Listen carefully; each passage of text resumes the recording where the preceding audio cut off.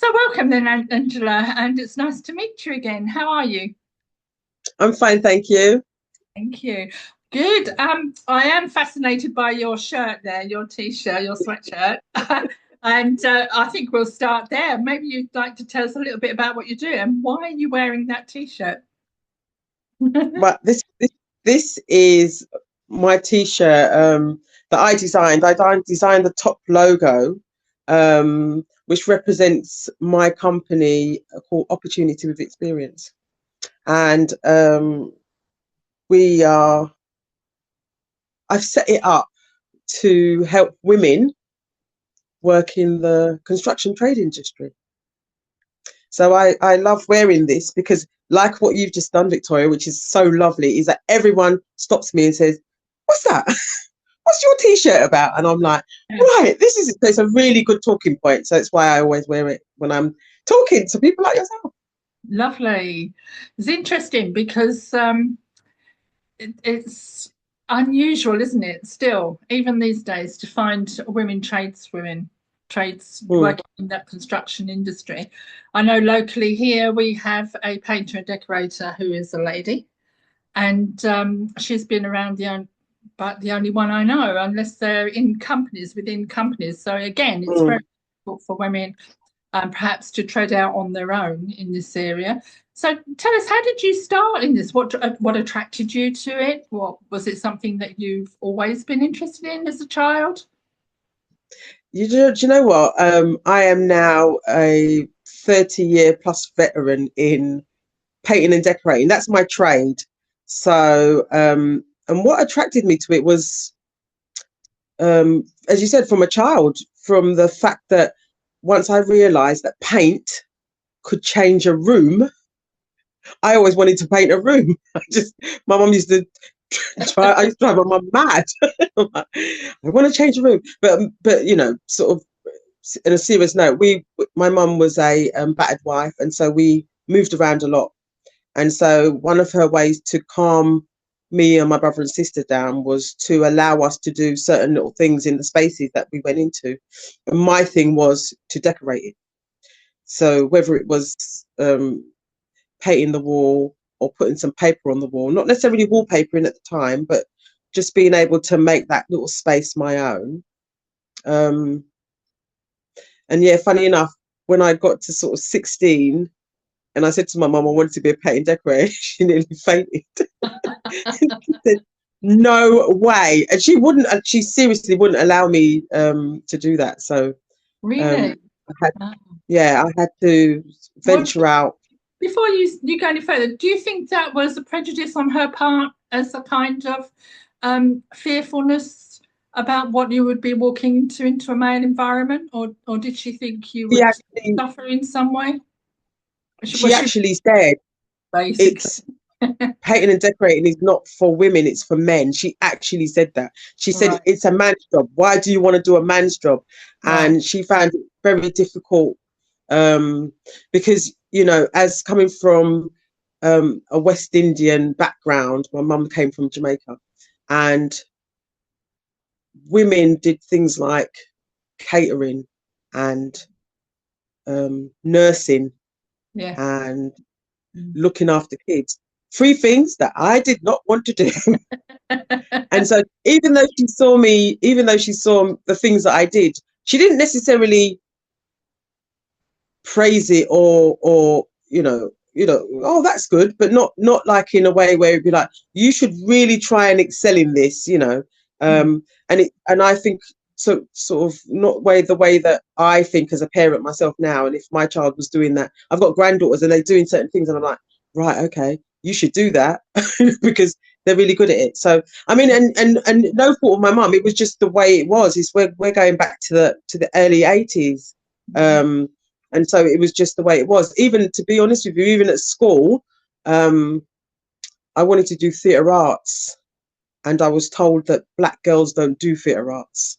Really? And I'm talking 1980. Do you know what I Yeah, mean? yeah, And yeah, sort of leading, what do you want to do? And that's what I wanted to do. And yeah. and I was in tears. But you know what, Victoria, I've had really strong men and women um in my path that have gone, yes, you can. And I'm like, can I?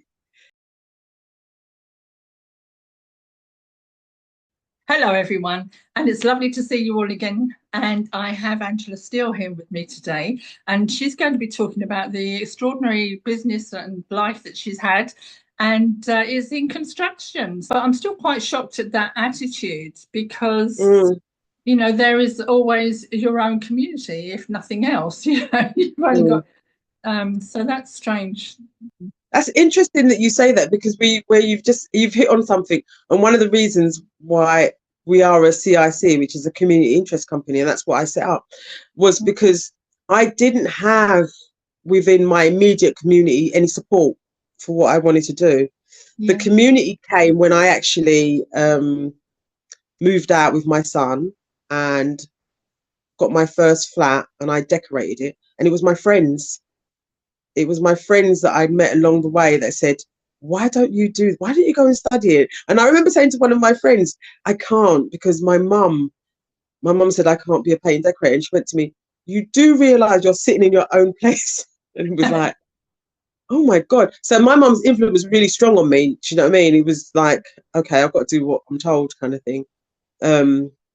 Yeah, but I can And yeah, understand there's apart from the social dynamic, there is that motherly protection, isn't there? Because mm, um, I've known it with other women who've wanted to go into the forces, you know, or any yeah, environment which is pretty much male dominated, mechanics and things like that, that have had this attitude from the male environment towards women, let alone mm, a black woman, but yeah. towards women, you know. So it's definitely not something you have to toughen up. So how did that change you as a person, or didn't it?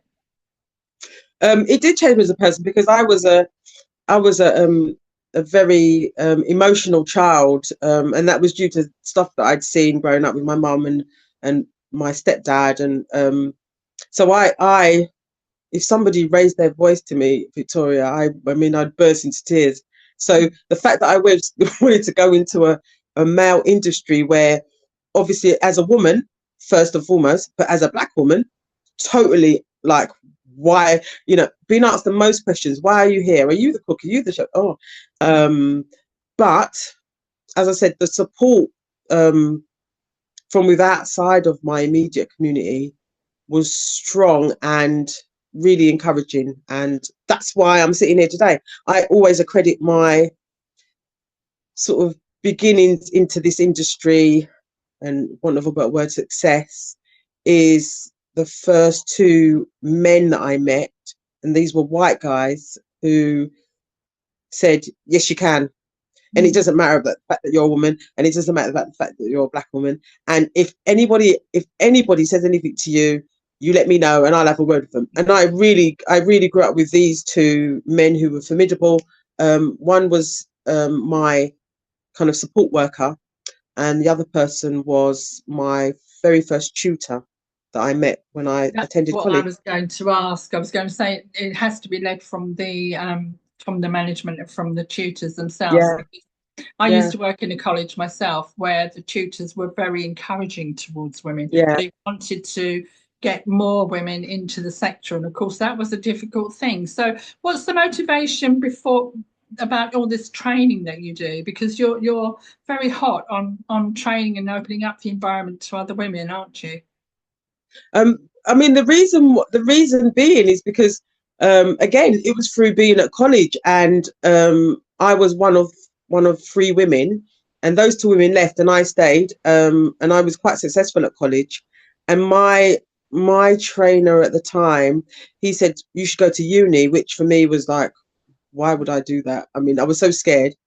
But he was a man who, well, this is what I think you should do, and here's the form. I'm like, oh my God, really? So, basically, he gave me no choice. I thank him from the bottom of my heart for what he'd done.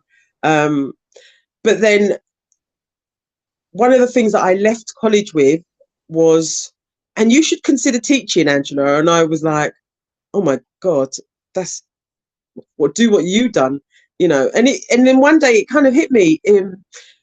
If I can actually do what Steve did to me, to somebody else, that would be great. I mean, that would be like a really lovely thing for me to do.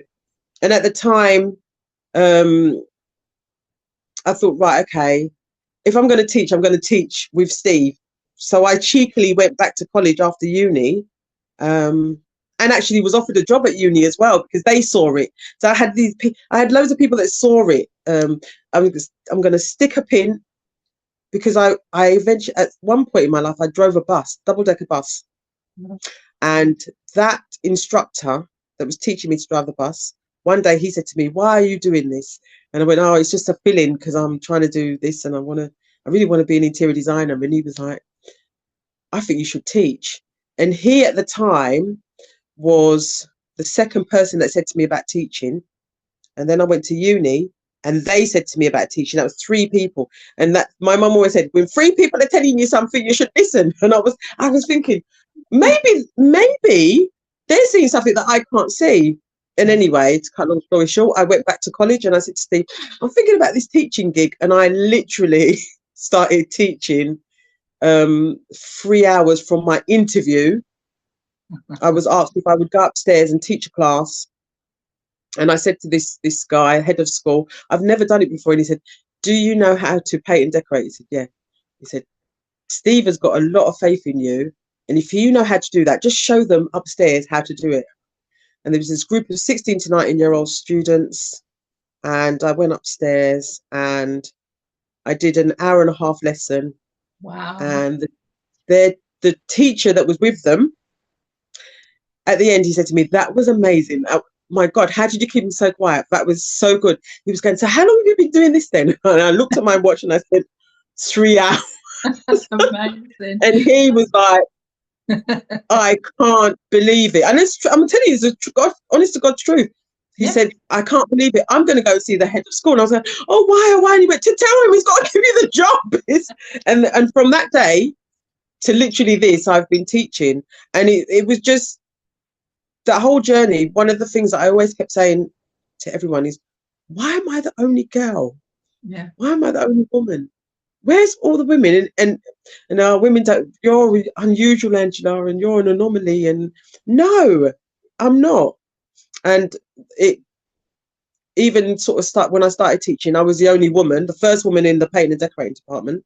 Yeah. And it just turned out that the guy, my support worker, he was now a tutor and running the department. I know, crazy. And I spoke to him and he said, "Well, if you can get more women in, go for it." And I ended up getting 4 more women on the department, and 1 in the electrical department. And then it was just, again, someone saying like, "You see what you do, how you do sort of, you've got a knack of kind of like being able to talk to people and encourage them and motivate them." And I was like, right. And they went, "Why don't you do it for yourself?" Yeah. I was like, I don't know. And that was the kind of beginnings of starting the business, and thinking about it. For my learners, OWE, I'd wrote OWE on the wall. And so they used to come into my office and go, "What does OWE mean, Angela?" And I'm like, "Opportunity with experience." Because if you have experience, you probably will have an opportunity to use it, and it's vice versa. If you have the experience, you'll have lots of opportunities to use it. So, but I never knew it was going to be my business. It's just something I used to say to them all the time, these young people. And then when I decided to start the business, I knew that it wasn't going to be for young men. It was going to be for young women, because I knew that the fact there is going to be women that need to be encouraged to come into construction, and they need to see someone that looks like them. It doesn't matter whether it's a white woman or a black woman or an Indian woman. It doesn't matter. You just need to see another woman, and it makes you feel a bit more, okay, so this is how long you've been yeah, I can do this. And you don't have to be a paint and decorator. You might enjoy carpentry. I met a lady last week who enjoys brickwork, and I couldn't understand it myself personally. I'm like, But I understand the fact that she's a tradeswoman, and that's what she does, and that's what started me off. It's amazing. Yeah, Well done, because you're a mover and a shaker and an yeah. inspiration. And so, what's happening? What can we promote today? What can people get interested in? Should they go to college and sign up, or if they've already got some skills, is there something that you're promoting? Can you inspire them to do something? So we've got International Women's Day coming up soon, haven't we? On the 8th of March. Yes. So we're having a kind of open day on the 8th of March, which is a Saturday, to just invite women to come in and have a go at a couple of um, courses that we do. One of the ones that we do is called Revamp and Recycle. And it's Oh. quite new to us, but it's actually blown up. It's like we've getting a lot of interest in it. And And where do so you hold these events? So These, this one will be. We've just started working with Street Angels, Gillingham Street Angels. I don't know if you've heard of them, I people, but have. if you haven't heard of Street Sure, a Angels, lot of look them people. up. Street Angels, they're amazing, Mhm. amazing company. And we are working with in partnership with them in Gillingham, and we wanted to start Shed Angels because you get men in sheds. Yes. And so we're going, what about women in sheds? And so we're Yeah. like looking at starting something coming up soon, hopefully this year, Well, called Shed Angel. there's something that occurs to me is that a lot of people are not getting married or settling down or having children. A lot of the next generation seem to be quite individualistic. And women on their own with children, like your mother, and I was a single parent as well after divorce, etc., that it's kind of important to know those skills. So, do you Yeah, have just sort of like taster skills or encouragement for people who don't want to take it as a career, but perhaps need to know how to not yeah. require help? So we run a 10-day course, which is just that. We run a 10-day interior decorating course. We don't call it painting and decorating because we say interior decorating. So we teach you painting and decorating skills. We teach you tiling skills, how to use a drill, how to put up a shelf, you know, and Yeah. like you said, how to put up curtains. And I've met women who call even up. Do you know what? I had a call from a male friend the other day who called me to put up his blinds, and I was Yeah. like, and he's got his wife there, and between the two of them, they were like, let's just call Angela, you know. And Yeah. so, we do have courses for just to teach you the basics because our courses are run to either you go at the end of them, you say, I want to just stay at home and be able to do this myself.